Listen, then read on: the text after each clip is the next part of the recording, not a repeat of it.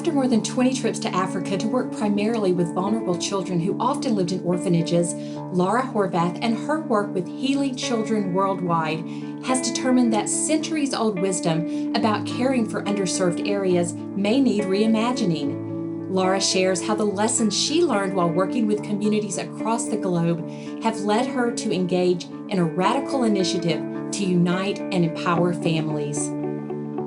Welcome, Laura, to Get Your Spirit in Shape. Thank you for having me. I am delighted to be here. Well, I'm excited to talk to you today. We're going to talk about a new initiative called A Strong Family for Every Child.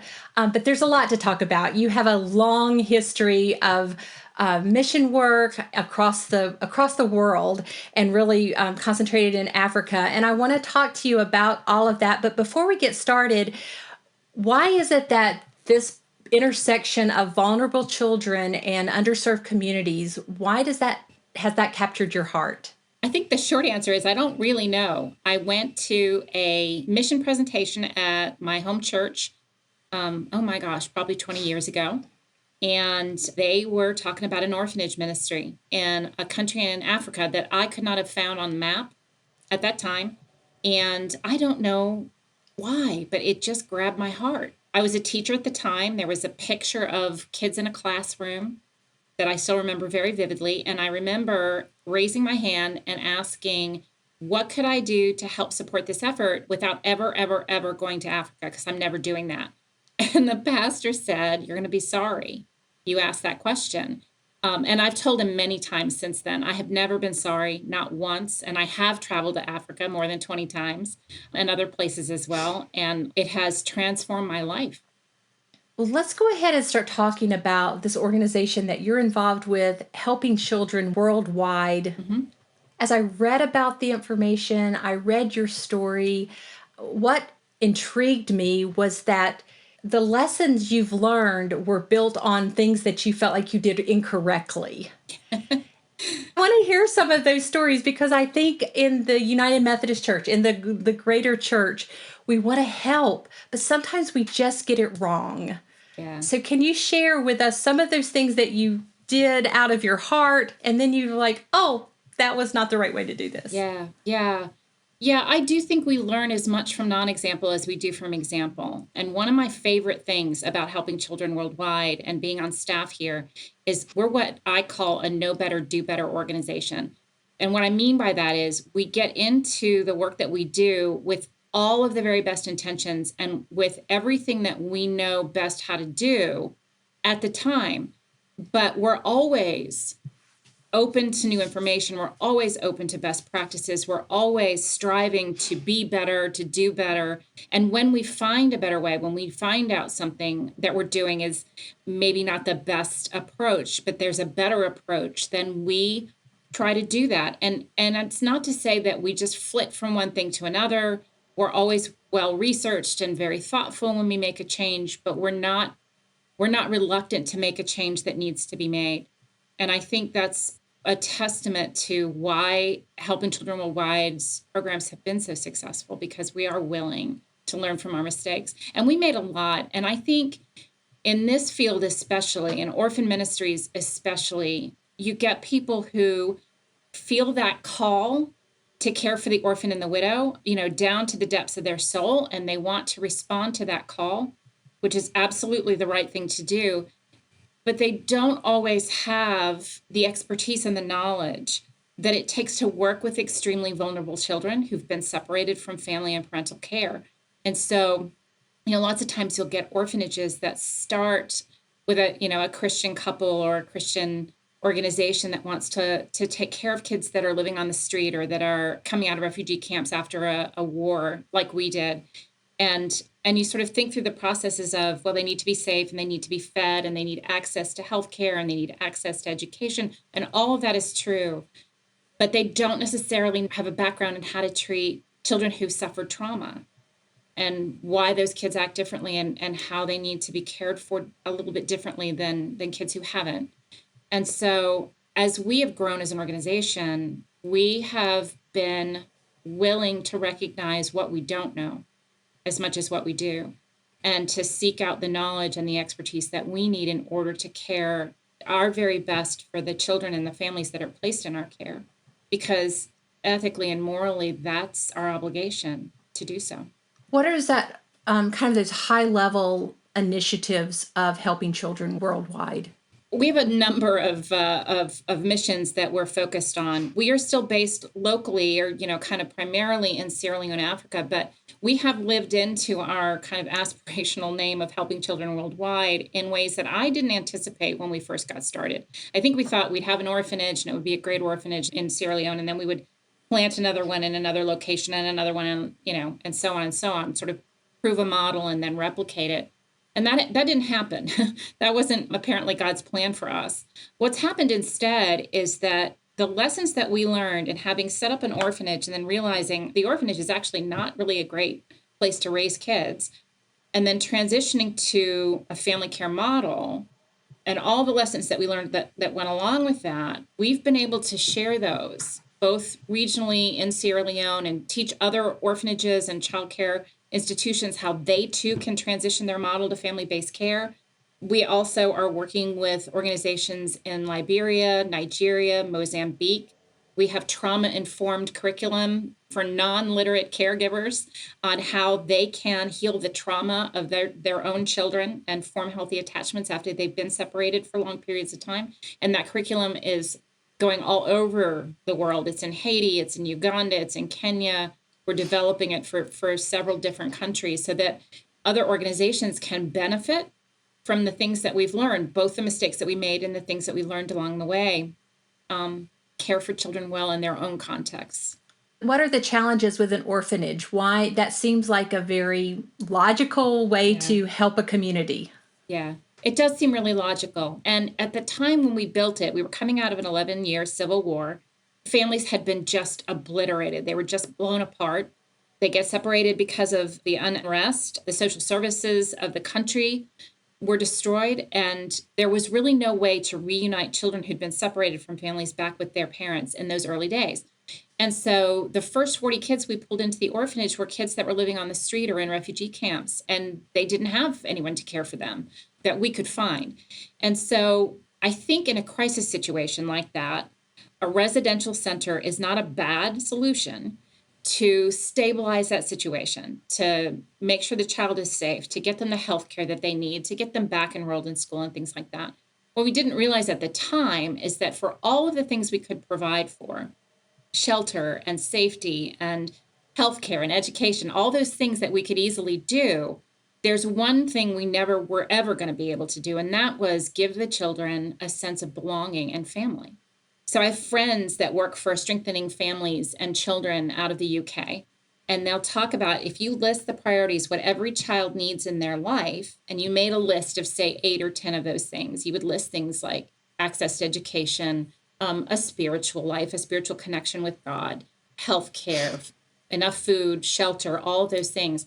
And what they tell me is that you can put those priorities in almost any order you want. It doesn't matter. Those are all things that kids need, with the exception of the first two. And the first two are safety and belonging.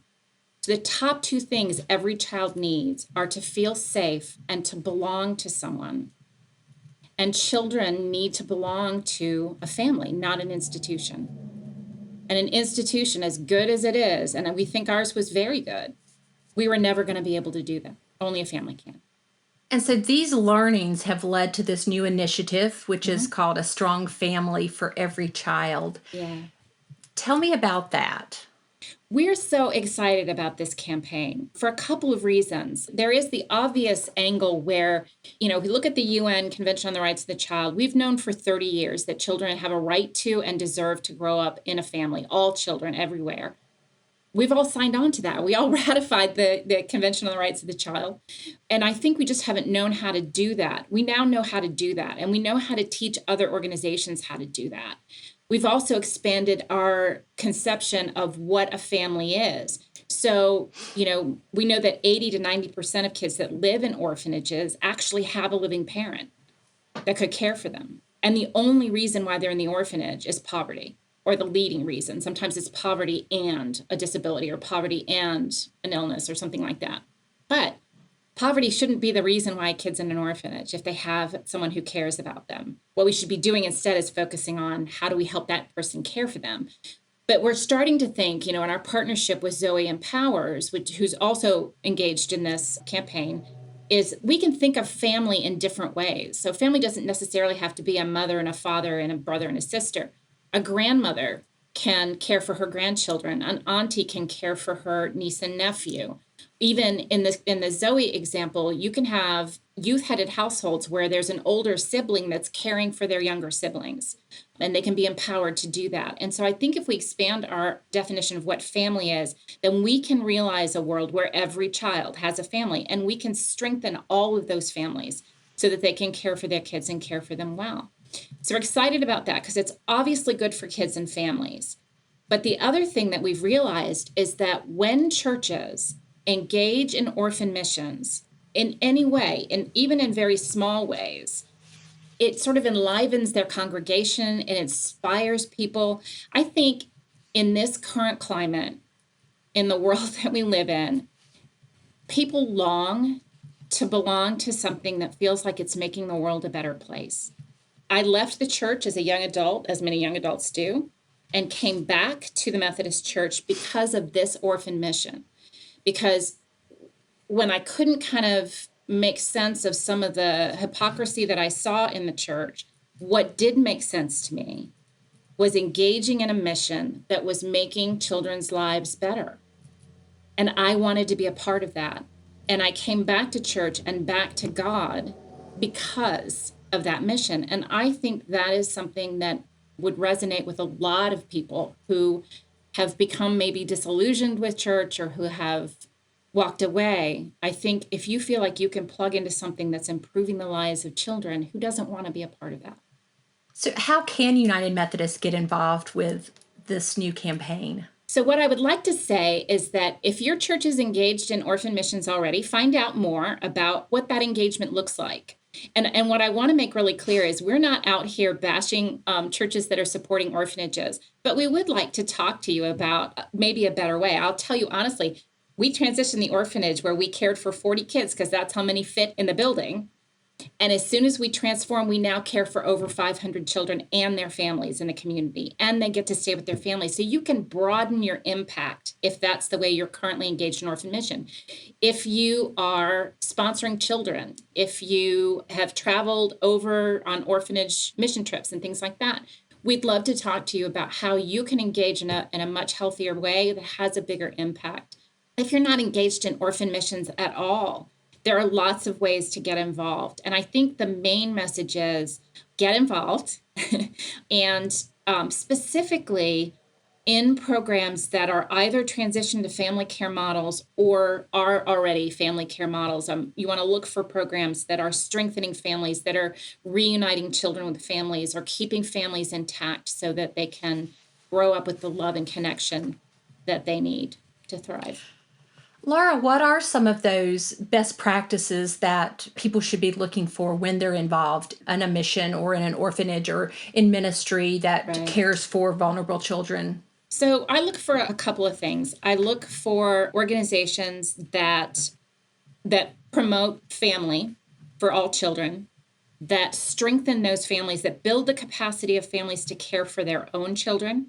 We started in the orphanage model by building the capacity of the orphanage staff, recognizing that local problems need local solutions and local leadership, and then building the capacity of those folks on the ground to actually do that. And that includes the caregivers. Like I said, I mentioned we do this trauma-informed treatment training with caregivers that are receiving kids that have been traumatized by the separation from family. We teach the parents how to heal that trauma. We don't have people come in and heal the trauma and then deliver the children. We teach the parents how to do that. This is going to sound counterintuitive, but mission trips that involve short-term missioners traveling over to engage directly with children in orphanages, we actually don't recommend. Children that live in orphanages are already suffering the trauma of separation. And what we know happens when short-term mission teams engage with kids in orphanage settings for short periods of time and then leave is that these children form attachments to those visitors. And when the visitors leave, they're traumatized by the breaking of that attachment. And so that was a hard thing for us to transition from. I traveled over and got to know those kids and loved those kids for years and years. And so, breaking that cycle was difficult. But what it's done is give me the opportunity to get to know their parents and their families and get to appreciate them, to get to appreciate the social workers that work with those families and get to develop relationships with them. And so there are ways you can get engaged that support children and families in healthy ways so you don't have to feel like you're cut off from them, but that don't put at-risk children even more at risk. So, we're really talking about a reimagining of how we do ministry overseas, it sounds like, or even locally, not just overseas, but locally. It's just this kind of turning it inside out. Yeah, yeah, I think so. And I think that was a big part of our transition. I think when we started with the orphanage, we did a lot of running it from here, telling folks on the ground in Sierra Leone how they ought to be doing, what they ought to be doing, all of that.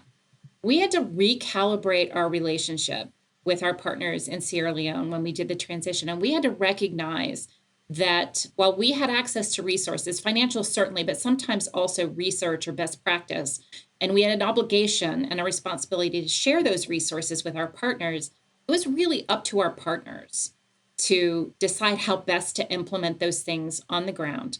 And we really had to take a back seat and let them lead in their own communities. They know what the people in their communities need. They know, what the families that they serve need better than I could when I only get over there, 2 weeks at a time.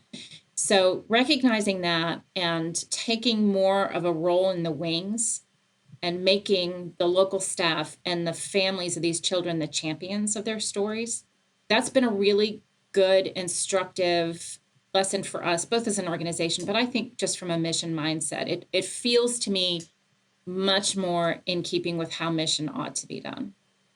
It really sounds like what you're doing is community building. We believe so. I mean, I think, when we had kids in the orphanage, we were very focused on the children, on the child, on the individual child and meeting that child's needs, 3 meals a day and access to the computer lab and a library and healthcare when they got sick and school, all of those things, very child focused. Thinking outside of the walls and putting kids back into families enabled us to think now of the family as a unit. Because one of the things we realized is, you can be focused on the welfare of this one particular child, but if mom is seriously ill and not getting medical care, the child then is not performing well in school. But if all we do is address the child and make him do more homework or whatever, that's not going to solve the problem. What we really need to do is take care of mom. So we started to think of the family as this kind of unit together where everything that happens to the family affects everyone else in the family. And then what we realized is that if you build the capacity of an entire family, you're strengthening communities. These strong families live in a community and they become strong families and strong leaders in their community.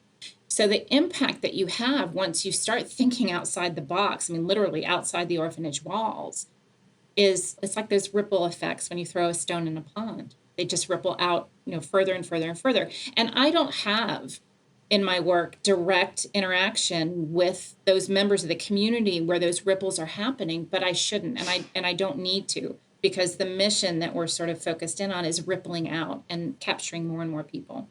When I hear you talking about this, what you're teaching and what you're focused on, this is not unique to Sierra Leone, to continents outside of North America. I mean, these are building our communities, building our families can happen just next door. So how can congregations become involved in this work in their own communities? Well, I think the key for us is partnership. And so we here at HCW, we have an ethos around radical courage, radical honesty, and radical collaboration. And that means being open-handed with the people that we partner with, and a recognition and humility that we don't know it all. We don't, necessarily know the best way, that two heads are better than one, all of those cliches.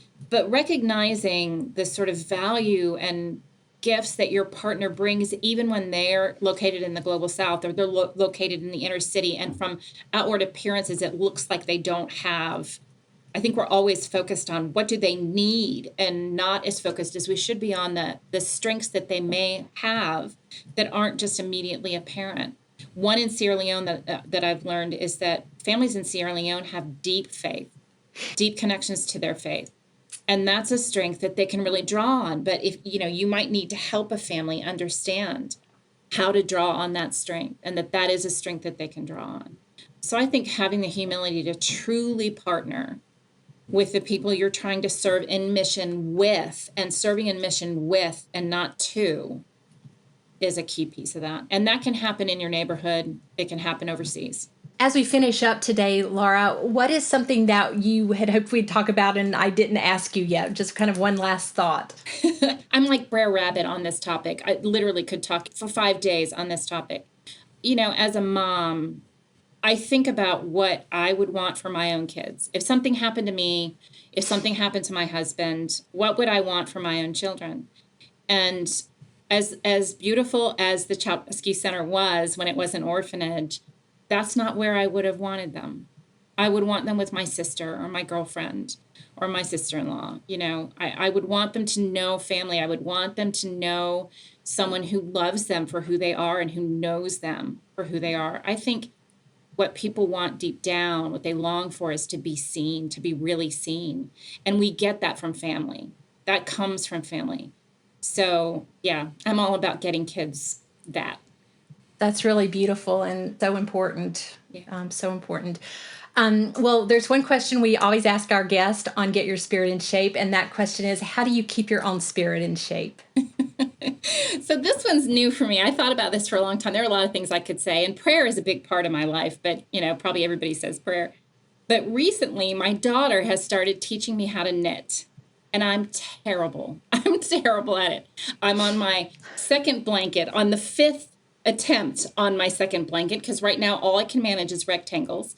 But what I'm finding is that there's something about knitting that I think probably is true of like washing dishes or ironing or gardening, which is that I'm bad enough at it that I need to pay close enough attention that I have to shut out the distractions and the noise in my head that's trying to solve all the problems of the day that I didn't solve at work, or the problems of tomorrow that I know are waiting for me. It grounds me and it sort of forces me to be in that present moment. Maybe I'll get good at it and it won't work anymore, but right now it's really helping quiet my soul. And I think that's really important, something that's really hard in our culture to do. Absolutely. Now you're making me want to take up knitting so I can have that quietness of soul. Laura, thank you for being here. Thank you for telling us and sharing with us about helping children worldwide and the new initiative, A Strong Family for Every Child. We'll have those website links on our landing page so that our audience can go and learn more about it and get involved. And I'm just so excited. We could have you back soon to talk about how it's going, because it's such an interesting and important way to just partner with the people that, in other parts of the world, or even our neighbors next door. So Thank you so much for sharing that. Thank you so much for having me. I would love to come back. That was Dr. Laura Horvath, Director of Program Development and Global Engagement for Healing Children Worldwide. To learn more about Laura and her work on A Strong Family for Every Child campaign, go to umc.org/podcast and look for this episode. In addition to the helpful links and a transcript of our conversation, you'll find my email address so you can talk with me about Get Your Spirit in Shape. Thank you so much for joining us for today's episode of Get Your Spirit in Shape. I look forward to the next time that we're together. I'm Crystal Cavanis.